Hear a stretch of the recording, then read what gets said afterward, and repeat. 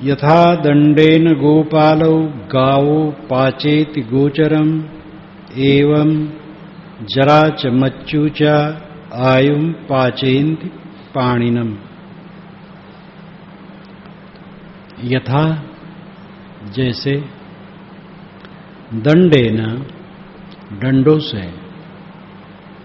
गोपालो गायों का पालन करने वाला गाओ गायों को पाचेति पाचेति पाजेन्ति हाँकता है गोचरम मैदान में जहाँ गाय चरती वहाँ हाँकता है। गाँव का ये सहज अनुभव है कि सुबह लोग अपनी अपनी गायों को गांव के बाहर मैदान में ले जाते हैं। वहाँ ग्वाला पहले पहुंच जाता है। ग्वाले के पास भी अपनी गायें कुछ होती हैं, उसको लेके वो पहले पहुंच जाता है। फिर सब लोग अपनी अपनी गायें उसके पास ले जाके छोड़ते चले आते हैं। जब सभी गायें इकट्ठी हो गई कुछ समय वहीं रखता है, तब वो हाँकता है डंडों से और ले जाकर के गोचर में चराता है। पहले होता था, अब जमीन बहुत घट गई है, दृश्य बदल गया है। जहां जमीन है तहां आज भी होता है। यथा दंडेन गोपालो गाओ पाचेति गोचरम, जैसे ग्वाला डंडे से गायों को हाँक करके मैदान में ले जाता है। एवं जरा च मच्चू च, एवं वैसे ही जरा बुढ़ापा, मच्चू मृत्यु, आयु पाचेन्ति पाणिनम, प्राणियों की आयु को हाँकते हैं। बुढ़ापा और मृत्यु हम लोगों की आयु को डंडे से हाँक हाँक करके ले जा रहे हैं। इसका खौफ कितने लोगों को, हर प्राणी पर ये घटना है, लेकिन इसको समझने वाले थोड़े लोग हैं। जो समझते हैं उनके मन की पीड़ा खत्म हो जाती। जो कुछ हमारे चारों तरफ है वह हमारा नहीं है, उस पर हमारा कोई अधिकार नहीं है। जो हम थोड़े थोड़े में गाल फुला के बैठ जाते हैं, हमारी मूर्खता। उन्होंने हमारी बात नहीं मानी, हमारी इंसल्टी की। हम बुजुर्ग हैं, हम समझदार हैं, हम बड़े हैं, हम पिता हैं, हम माता हैं, हम गुरु हैं, बड़े गुरु भाई हैं, और उन्होंने हमारी इज्जत नहीं की।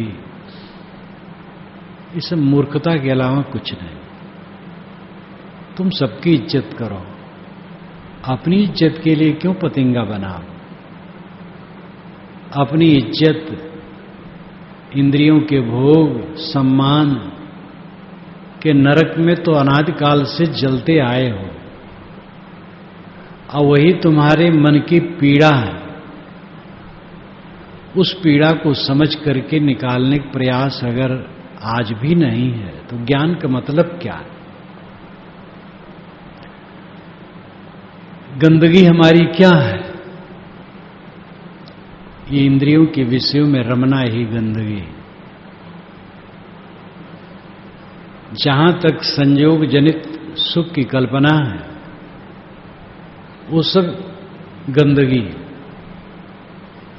संयोग में ही सारे विषय सुख की कल्पना होती। कोई हमें मान दे दे, प्रतिष्ठा कर दे, कोई कुछ दे, भलो करि माने। ये गोस्वामी जी की पंक्ति। कोई कुछ दे, भलो करि माने। ये दोनों भावनाएं चित्त से जाती नहीं, और अगर ये नहीं जाती हैं तो जीवन क्या है। किसी से कोई कामना न रखो, न सम्मान की कामना रखो, न वस्तु की कामना रखो। निष्काम, निष्काम होकर के देखो। आशा छोड़ के हो निराशा, कहें कबीर तब देख तमाशा। सदगुरु संत साहब हंसते हंसते कहा करते थे। हमारे बड़े गुरु भाई हमारे गुरु जी के पिता थे, लेकिन गुरु जी को रोज स्नान करके फूल चढ़ा के बंदगी करें, उनका पैर छुएं। उनके मन में भावना नहीं रह गई थी हमारे पुत्र हैं। सरल सहज दिन भर कुछ करते रहें और हंसते रहें और कुछ गाते रहें। सजग रहो मिर्गा बारी उजारी। आज जब यहाँ गीत हो रहा था, के खोले भरम केवरिया हो सतगुर बिन साय। शब्द केवरिया, कोई भरम केवरिया गाते हैं, बात एक है। के खोले भरम केवरिया हो सतगुर बिन साय। नैहरे में रहलियो कुछ गुनवा न सिखलियो, ससुरे में बुलबो फुहरिया हो सतगुरु बिन साय। तो संतों की एक एक वाणी हमारे मन के भ्रम को काटती है। अमृतवाणी संत की सर्वत अमृतमय्या है। ऐसी वाणी संत की सर्वत अमृतमय्या है। तुलसी ताहि कठोर मन सुनत मैन होई जाए। मैन मोम। सच्चा भजन यही है कि जो कुछ दिखाई देता है और जो कुछ हमारे चारों तरफ है वह मेरा नहीं। आज कल में सदा के लिए छूट जाने वाला है।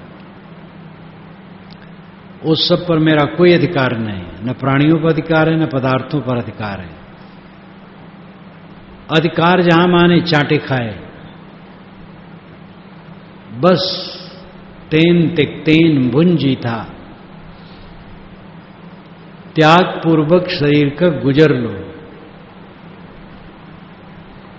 भंवरे फूल पर बैठते हैं, रस ले लेते हैं, उनके रंग और गंध को खराब नहीं करते। कोई नहीं जान पाएगा इसमें कुछ छिन गया है। परिवार में, समाज में, संसार में जहां रहो, अपने को ऐसा हल्का बनाओ किसी को बोझा न हो। तुम्हारे द्वारा किसी को बोझा न हो। तुम किसी पर अपना एहसान न ला दो, किसी से गाल न फुलाओ।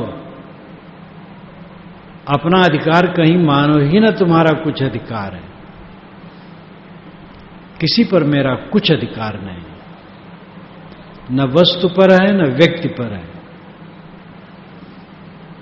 और इस प्रकार जो छोड़ देता है अधिकार, फिर क्या पूछना है। महाअधिकार। अत्ता ही यत्नो नाथो को ही नाथो परोसिया। आत्मा ही आत्मा का स्वामी, उसका स्वामी दूसरा कौन है। अत्तनावा सुदंतेन नाथम लवत दुर्लभम।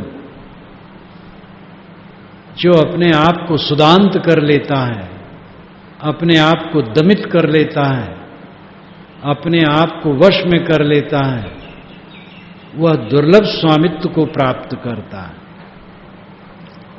आप किसी चीज पर अधिकार जमाना चाहते हो, आप किसी व्यक्ति के मालिक बनना चाहते हो, यही तो करते आए हो सदा से और रोते आए हो। अपने पर अधिकार क्यों नहीं जमाते हो? अपने मालिक क्यों नहीं बनते हो? ज्ञान कहते कहते सुनते सुनते बुढ़ा गए। अरे जवान लोग भी तो बुढ़ा रहे हैं। जो जवान माने बैठे हैं दर्पण में देख रहे हैं, उनके बाल कुछ न कुछ शुरू हो गए होंगे पकने के लिए। कुछ लोगों के नहीं पके हैं, अभी पकेंगे। जब विश्वेश्वर सिंह आल्हा गावें तो उनके साथ सत्यनारायण पांडे सहायक रहे। वो जवान रहे, विश्वेश्वर सिंह बूढ़े रहे। तो जब काफी गा करके बंद करने को तो विश्वेश्वर सिंह कहें, अब तो पैरुख थका हमारा पौरुष थक गया, इसलिए हमसे अब आशा न रखो। तो सत्यनारायण पाणी कहें, अब तो पैरुख थका तो हार।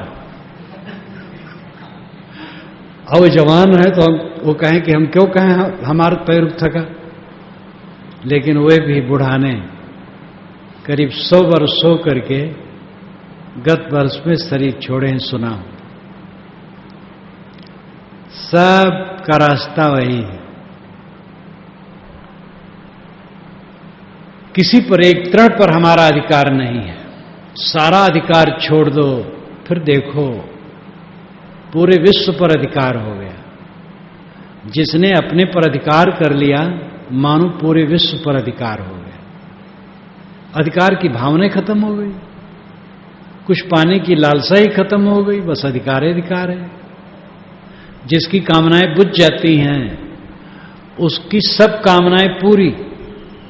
उपनिषद में बहुत सुंदर सुंदर बात कही गई है।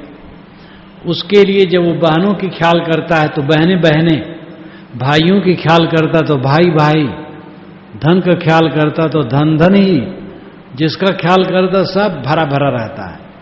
अलंकारों में कहा है, मेरी आदत है कुछ लिखूं तो समीक्षा करते लिखूं, वैसे छोड़ न दूं। मैं देखता हूं कि बड़े बड़े ग्रंथों को लोग अनुवाद करते वैसे छोड़ देते हैं, पाठक कहीं बेचारे पहुंच नहीं पाते। मेरी आदत है समीक्षा करता चलो। तो वहां मैंने लिखा कि इसका मतलब यह है कि वो जब निष्काम हो जाता है तो सब तरफ मानो उसके भाई बहन धन दौलत सब कुछ प्राप्त है। जब कुछ कामना ही नहीं है तो अमर्ष कैसा, दुख कैसा, पीड़ा कैसा, संताप कैसा। अगर आपके मन में अमर्ष आता है, अगर आपके मन में आता है इन्होंने मेरी इज्जत नहीं की, तो आपका हाल खस्ता। ज्ञान से हजारों कोस दूर हो, संभालो अपने को। किस पर अधिकार मानते हो? सबके सामने सिर झुकाओ, सब हमसे बड़े। जितना बन सके दूसरे की सेवा करो, दूसरे से कुछ न चाहो, फिर देखो आनंद। लेकिन ये वह देख सकता है, वो कर सकता है जो सब समझता है कि मौत की तलवार लटकी है गले पर। जिसको इंद्री भोग मान बढ़ाई, चकर मकर में बुद्धि जिसकी भटकी है, वो ये चीज को नहीं समझ सकता है। भले वो ज्ञान की बात बहुत जानता हो, रहेगा कचड़ा ही में। ज्ञान की बात थोड़ी ही जाने, लेकिन अंतिम होने वाली दशा की सदैव याद रखे। यथा दंडेन गोपालो गाओ पाचेति गोचरम एवं जराच मच्चुचा आयुं पाचेन्ति पाणिनम। यथा जैसे, दंडेन डंडे से, गोपालो ग्वाला गाओ गायों को, पाचेत हाँकता है, गोचरम मैदान में जाने के लिए, एवं वैसे जराच मच्चु बुढ़ापा और मृत्यु, आयु पाचेन्ति पाणिनम प्राणियों के आयु को पाचेन्ति हाँकते। ये बुढ़ापा और मृत्यु आपकी आयु को हाँक रहे हैं। इंग्लिश वालों का प्रयोग 5 years old, 5 बरस का बूढ़ा, 20 years old, 20 बरस का बूढ़ा, वो सबको बूढ़ा कहते हैं। बहुत बढ़िया प्रयोग है, सब बूढ़े हो रहे हैं। अत पापानि कम्मानि करम बालौ न बुज्झति से कम्मे दुम्मेदौ अग्नि डहोवा तप्पति। अथ अब शुरू में, पापानि कम्मानि पाप कर्म करते हुए, बालो मूर्ख, न बुज्झत नहीं समझता है। जब मूर्ख आदमी पाप करता है, गलत काम करता है, तो समझता नहीं कि इसका परिणाम क्या हो गया। लेकिन से ही कम्मे ही, से ही नाम स्वयं, स्व, संस्कृत में स्व, पाली में से ही कम्मे, स्वकर्म, अपने ही कर्मों, दुम्मेधौ दुर्बुद्धि, वो मूर्ख आदमी अपने ही कर्म से तप्पति जलता है। कैसे जलता है? अग्नि डहोवा, अग्नि से दह जाने के समान, जैसे आग से कोई अंग जल जाए तो जब तक अच्छा नहीं होता वो तपता रहता है, जलता रहता है। इसी प्रकार अपने ही कर्मों के परिणाम में आदमी निरंतर जलता रहता है। पाप कर्म करने में आदमी समझता नहीं है कि मैं क्या कर रहा हूं, जोश में करता है। चोरी करना पाप है, व्यभिचार करना पाप है, किसी प्राणी को दुख देना पाप है, झूठ बोलना पाप है, दूसरे को धोखा देना पाप है। ये मोटे मोटे पाप है। इस संसार में किसी वस्तु से सुख चाहना महापाप है। अगर किसी वस्तु से सुख चाहोगे तो दुख पाओगे। वस्तु का उपयोग एक तो पहले कम से कम करो। ये साझी की जगह है संसार। जबरदस्ती कब्जा करने की चेष्टा न करो, कम से कम गुजर करने की चेष्टा करो। और जिन वस्तुओं का उपयोग करो उसको केवल इतने के लिए कि गुजर हो जाए। ये जठराग्नि में थोड़ा अन्न डाल दें जिससे कि शरीर चले, तन पर कुछ कपड़े ढांक ले, कहीं सोने की जगह मिल जाए, बस बहुत है। कम से कम वस्तुओं में गुजर करो, उसमें भी अपना अधिकार न मानो, उसमें भी रस लेने की चेष्टा न करो। भोजन दवाई मात्र है, समझ लो। जो भोजन को दवाई समझ करके नहीं खाता है वो ज्यादा खाता है, पेट खराब करता है। कब्ज की बीमारी व्याप्त है और उसमें सबसे बड़ी त्रुटि है न समझना और प्रलोभन। शरीर से मेहनत नहीं करना चाहते हैं लोग, और शरीर से मेहनत किए बिना कब्ज नहीं टूट सकती। शरीर से मेहनत करो। जो शरीर से मेहनत करने की जिसे अवसर न हो वो व्यायाम करे, भ्रमण करे। 24 घंटे में कम से कम 2 बार शरीर थकना चाहिए। और रोज उपवास करो। भोजन के पहले उपवास, जलपान कर लिए, नाश्ता कर लिए, जम के नाश्ता कर लिए। दोपहर को खट्टी डकार आ रहे हैं, फिर भोजन का समय आ गया, फिर बैठ गए, तो कब्ज न होगा तो क्या होगा? जलपान ऐसा करो कि दोपहर को भूख से बेताबी हो जाए पेट में, अथवा जलपान करो ही ना। अगर जलपान करने से ऐसा हो जाता तो जलपान न करो। भूख के 3-4 घंटे पहले ही से भूख लगे तो जानो रोज उपवास हो जाएगा। शाम को यही बात हो, और शाम को भूख न लगे तो भोजन न करो। शाम को अगर करो तो बहुत सावधान, शाम वाला भोजन तो बहुत सावधान, कम और कम खाना चाहिए। रोज उपवास इस प्रकार कोई जो करता हो भोजन के पहले, और मन पवित्र रखो, टेंशन न हो। आजकल टेंशन शब्द बहुत व्यापक है। गांव के अनपढ़ लोग भी टेंशन अच्छी तरह से जान गए। टेंशन खूब व्याप्त हो रहा है।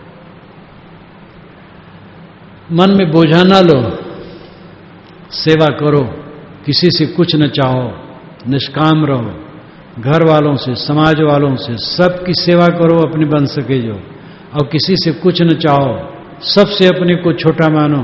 आप बड़े हो, मन से छोटा मानो। इसमें छोटा बड़ा कौन है? सब ब्रह्म रूप हैं, सब गुरु रूप हैं, सब महान हैं। कबीर साहब ने क्या कहा? कहीं कबीर जो आपकी बूझे सोई गुरु हम चेला। जो आपकी समझ ले, इस जीवन में कल्याण कर ले, वो गुरु है, मैं चेला हूं। अपने को विनम्र कर लो। सूक्ष्म पाप है किसी व्यक्ति वस्तु पर अपना अधिकार मानना, सांसारिक पदार्थों से सुख की कामना करना, एक सूक्ष्म पाप है। और ये पाप करके कोई जलन से मुक्त नहीं हो सकता। अगर मन की दाह से मुक्त होना चाहते हो तो सांसारिक वस्तुओं से सुख पाने की लालसा का सर्वथा परित्याग कर दो। केवल गुजर के लिए दवाई रूप में वस्तुओं का उपयोग करो। यो दंडेन अदंडेषु अपदुट्ठेषु दुस्सति दशन्नमयंतरम ठानम क्षिप्रमेव निगच्छति। यो दंडेन अदंडेषु, यो जो दंडेन डंडे से, अस्त्र शस्त्र से, अदंडेषु अदंडेषु जो दंड देने लायक नहीं है उसको तकलीफ देता है। निर्दोष व्यक्ति को जो सताता है, निर्दोष प्राणी को जो सताता है, अपदुट्ठेषु दुस्सति, अपदुट्ठेषु जो दुष्ट नहीं है सज्जन है उसको दुष्यति, उसकी निंदा करता, बदनाम करता है। निर्दोष को जो बदनाम करता है, जो निर्दोष है दंड जिसको नहीं देना चाहिए उसको दंड देता है, और निर्दोष को निंदित करता है तो उसके लिए क्या होता है? दशन्नमयंतरम ठानम, दशन्नमयंतरम दशानाम अन्यतमम संस्कृत में हो जाएगा। दशानाम अन्यतमम, दशानाम दसों में, अन्यतमम कोई एक। अन्यतम का अर्थ होता है कोई एक, बहुत सी संख्या में कोई एक। श्रेष्ठ को भी अन्यतमम कहते हैं, वह अन्यतम है। अन्यतमम, अन्यतम बहुतों में एक। दशन्नमयंतरम, दशानाम अन्यतमम दसों में एक जगह। ठानम जगह, क्षिप्रमेव, क्षिप्रमेव, क्षिप्रमेव बहुत जल्दी, निगच्छत पहुंचता है। जो दंड देने लायक नहीं है उसको दंड देता है, और जो निर्दोष है उसकी निंदा करता है। ऐसा पापी आदमी इन 10 जगहों में से एक जगह बहुत जल्दी पहुंचता है। वो 10 जगहें कौन है? आगे सुने। वेदनम फर्शम जानिम शरीरस्य भेदनम गरुकम वापि आबाद चित्तक्षेपम व पापुड़म राजतो वा उपसर्गम अभ्यखानम व दारुणम परिक्षयम व यातीनम भोगानम व पभंगुरम अथ वस अगारानि अग्डहति पावकौ कायस्य भेदौ दुप्पयौ निरयम सोपपज्जत। इन 3 गाथाओं में तथागत 10 जगहों का वर्णन करते हैं।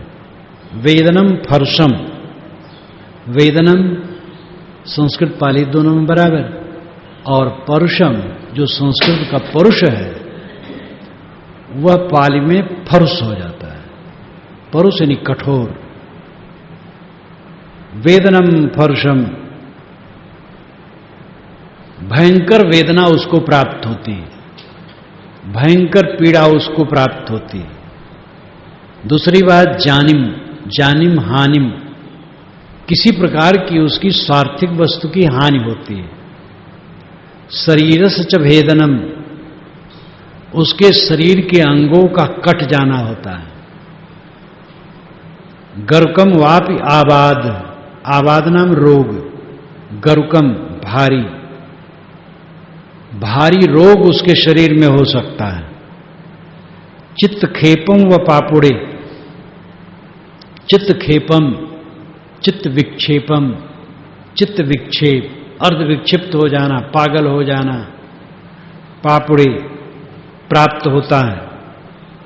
राजतौवा उपसर्गम, उपसर्ग का अर्थ होता खतरा,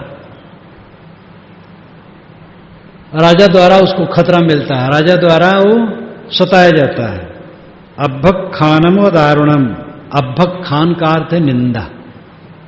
ये सब पाली के शब्द हैं। दारुण भयंकर उसको निंदा की प्राप्ति होती है। परिक्षयमो यातीनम, जाति परिवार का क्षय होता है। भोगानम व पभंगुरम, उसके भोग वस्तुओं का विनाश होता है। अथवस्सा अगारानी अग्ग डहति पावको, अथवा आग से उसका घर या उसकी संपत्ति जलती। कायस्य भेदौ दुप्पय्यौ निर्यम सोपपज्यति, कायस्य भेदौ, जब शरीर छूट जाता है, दुप्पय्यौ दुष्प्रज्ञौ, वह मूर्ख, निर्यम सोपपज्यति, नरक में पैदा होता है, नीची गति में जाता है। ये 10 जगहें बताई गई। ये काल्पनिक नहीं, तथ्य। अपने जीवन पर जो कुछ घटता है हमारे कर्मों का फल होता है। जिसको इसमें संदेह हो वो भी ये मान ले तो विनम्र हो जाएगा और अपने को सुधारेगा। बहुत ऐसी चीजें हैं जिसमें ताल ठोक करके नहीं कहा मिलता है, लेकिन जो उसके विपक्ष में है वो भी ताल ठोक के नहीं कह सकते हैं। इसलिए जिसमें जीवन में रचनात्मक दिशा मिले वह स्वीकारना अच्छा है। हमारे ऊपर जो बीतता है वो हमारे कर्मों का फल है। इसलिए आदमी अगर किसी को दोष न लगा करके जो बीते उसको सह ले और जीवन को सुधारे, बस वही मुक्ति के पथ में चलने वाला है। और जो दूसरे को दोष देता है, दूसरे ने सुख नहीं दिया, दूसरे ने असुविधा दी, दूसरे ने अड़चन कर दिया, दूसरा कोई व्यक्ति हमारी हानि कर रहा है, तो उसका कर्म बंधन फिर से नया बनता है। भूल जाओ कि आपको तकलीफ देने वाला दूसरा है। आपको तकलीफ देने वाले आपकी दुर्बुद्धि है। हम अपनी दुर्बुद्धि को मिटा दें, हमें दुनिया में कोई तकलीफ नहीं देने वाला है। बेसमझी से हमारे लिए कोई ऐसा व्यवहार करता है वो क्षम्य है, वो तो बेचारा स्वयं दयनीय दशा में है। क्योंकि दूसरे को तकलीफ देने वाला महाभोला, उसका परिणाम उसी के ऊपर आएगा, तो क्षमा दया का पात्र है। अगर हमें कर्म बंधनों से मुक्त होना है, इसी जीवन में स्वर्ग, जन्नत, मोक्ष, निर्वाण, कल्याण, परमानंद, परम सुख पाना है, निर्भय स्वतंत्र आनंदमय जीवन जीना है, सुबह से शाम तक, शाम से सुबह तक आनंद में रहना है, तो अपने ऊपर जो कुछ बीते अपने कर्मों का फल समझना चाहिए और उसको निर्विकार भाव से सहना चाहिए और अपने मन वाणी कर्मों को सुधारना चाहिए। काम वासना, क्रोध वासना, लोभ वासना, ये सब से अपने को मुक्त करना चाहिए। अपने को चारों तरफ से विकारों से छुड़ाना चाहिए। साधक का यही काम है। अपने ऊपर बीती हुई बातों को अपने ही कर्मों का फलभोग समझना और निरंतर अपने चित्त को शुद्ध करने का प्रयास करना, यह काम जो करेगा उसका मोक्ष अभी अभी है, अभी उसका कल्याण है। ये काम साधक को करना चाहिए।